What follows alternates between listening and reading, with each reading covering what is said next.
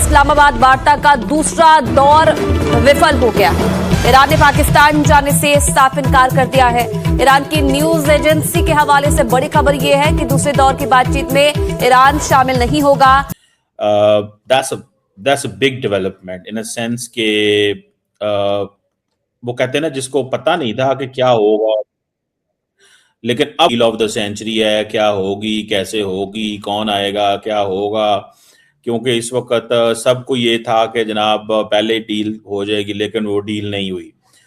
IRNA news agency ने ये बड़ी जानकारी दी है। ईरान ने कहा है कि अमेरिका की अनुचित मांगों और अमेरिका के रुख में लगातार हो रहे बदलाव, बार बार किए जाने वाले विरोधाभास और हॉर्मुज में नौसैनिक नाकाबंदी को देखते हुए फिलहाल वार्ता में शामिल ना होने का फैसला किया गया है। क्या मोदी जी ने एक बहुत बड़ी गलती कर दी? जो हमारी जो शिप्स हैं जो स्ट्रेट ऑफ हॉर्मुज में से निकल रही हैं, उसके ऊपर अटैक किया गया। वो लेके क्या आ रही थी? वो लेके आ रही थी ईरान से तेल जो हमने खरीदा है, वो लेके आ रही थी, उसके ऊपर अटैक कर दिया। हमारे शिप का जो कैप्टन था वो बार बार बोलता रहा कि मेरे पास क्लियरेंस है, तो मेरे ऊपर गोलियां चलाई क्यों जा रही हैं? क्या मोदी जी की गलती के कारण ये सारे काम हुए? और स्ट्रेट ऑफ हॉर्मुज को दोबारा बंद कर दिया है। अब ये सिर्फ और सिर्फ सफारतकारी या डिप्लोमेसी का फेलियर नहीं है, ये एक पावर शिफ्ट यहाँ पे है जिसके ऊपर इस वक्त बात की जा रही है।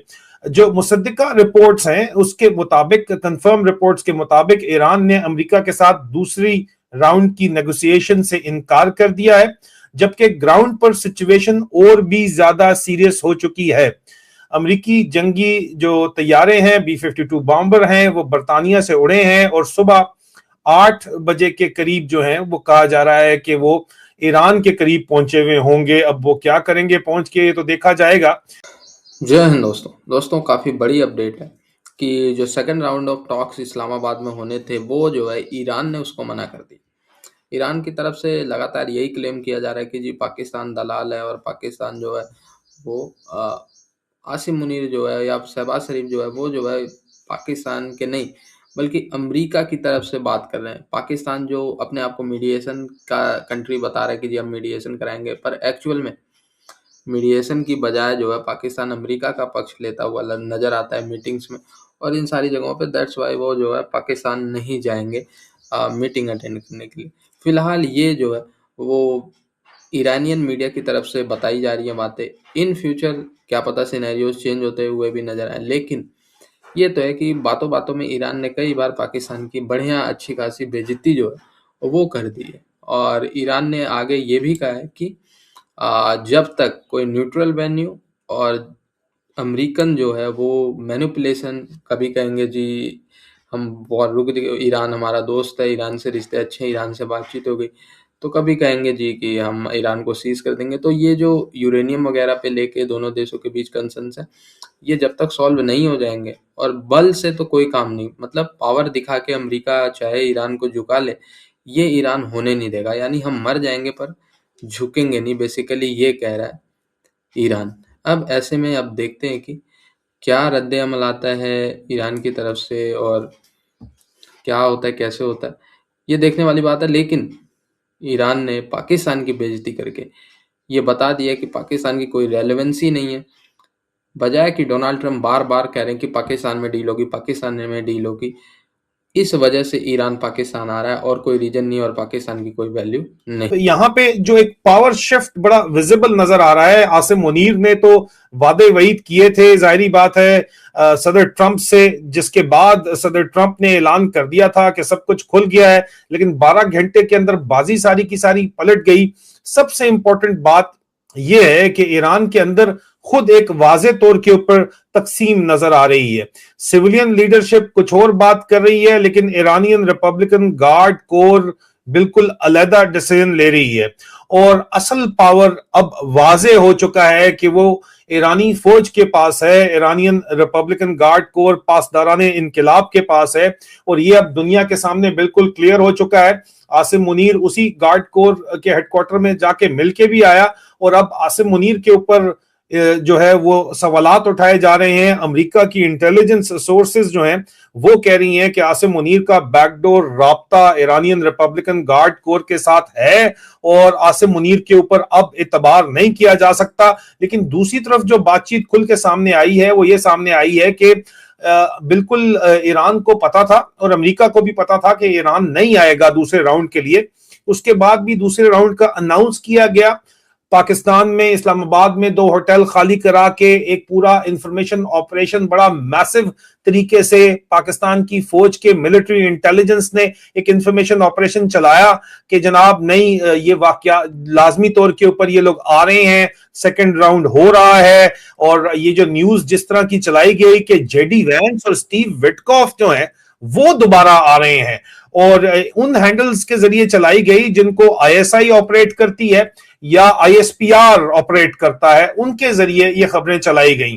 तो जाहिर बात है एक तरफ हो सकता है कि फेस सेविंग की जा रही हो, लेकिन दूसरी तरफ सवाल ये भी उठता है कि जब पता था कि ईरान नहीं आ रहा और अमेरिका तो कह रहा है कि हम लोग आ रहे हैं, जहाज भी 2 फौजी उन्होंने भेजे हैं, तो जाहिर बात है कि ये बहानाबाजी की जा रही है।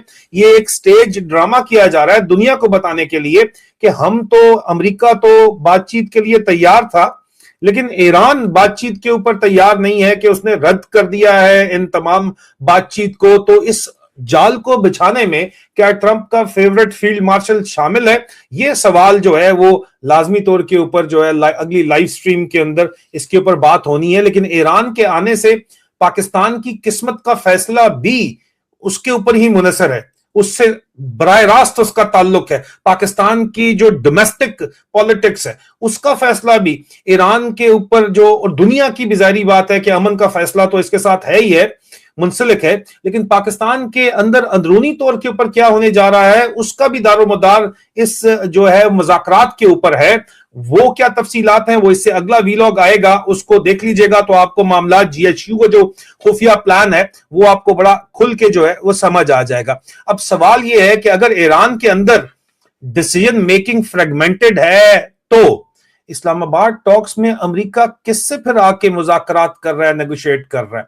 और पाकिस्तान का अगर जो इस वक्त जो मीडिएटर का किरदार है, जो मसाहलती किरदार है, सफारतकारी का किरदार है, अगर वो इस वक्त जो है मशकूक है तो उसकी पोजीशन क्या है? पाकिस्तान किस पोजीशन के अंदर खड़ा हुआ है इस पूरी सिचुएशन? अब दोबारा बातें सोची जा रही हैं कि